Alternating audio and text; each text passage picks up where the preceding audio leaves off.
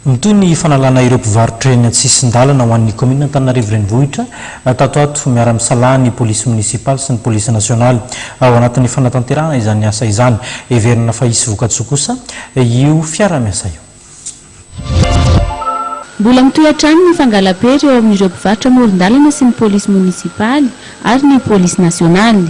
Mihamafy izany tato ato ary manomboka maraina dia efa mifampitoana eny Analakely sy ny manodidina ny polisy sy ireo mpivarotra. Sakesehatra ny fangala-pery araka izany eny an-toerana. Manoloana izany dia maro ireo mpivarotra ny taraina fa noho ny asarotry ny fiainana no mahatonga azy ireo mivarotra ary tokony avela hivarotra mandritra izao fotoam-pialatsasatra izao.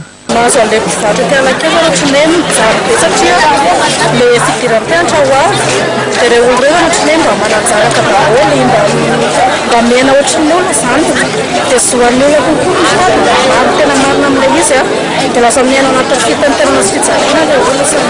Ny fiantraikany moa dia ny olona tsy mety tsena satria matahotra ilay olona amin'ilay korotana ohatran'ny hoe sanatria mangalatra amin'ny tena raha tady vola dia tsy mety na mividy arao mitsoka dia matahotra dia raha tsena raha tsy dia misy amin'ilay izy satria mena anaty fitanterana ilay mividy.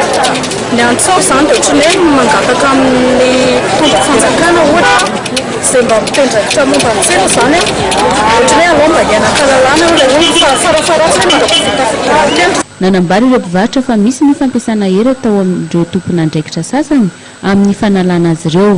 Ilay olona ohatran'ny hoe vao miaro fanana izany ilay olona dia ndraindraikitra manao herisetra amin'ilay mpivarotra rehefa miaro fanana amin'ilay mpivarotra.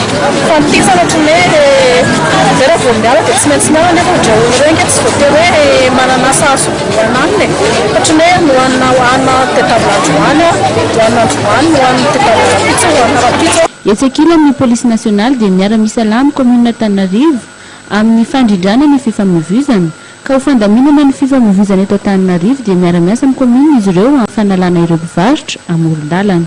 Le tsena izay azo atao favadika fandikan-dalana satria eny amoron-dalana no mivarotra dia lasa mifandona foana amin'ny polisy pirenena ankapobeny ka mandatsy tarehy an'ilay polisy hoe ny polisy tsy mitsinjo an'ilay voaka madinika na dia toko hoe hiaro ny ain'ny sy fananana ary ny polisy pirenena.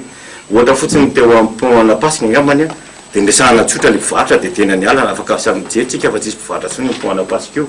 Tovy amin'izay koa angambany eo amin'ny anfasin'ny 4e arrondissement nosy izay miala avy eny amin'ny Tobra Tsimandava mankaty amin'ny rond-point iny efa nalalaka iny satria double fil iny lalana iny fa feno mpivarotra fa nyresahana tsotra ilay mpivarotra dia tena ny ala dika izay fa tena misy ilay finiavana ho fanajana lalana. Tsy hijanona araka izany ny fanesorana ireo mpivarotra amoron-dalana ho fanalana ny fitohanan'ny fiara raha ny fanazavan'ireo tompon'andraikitra.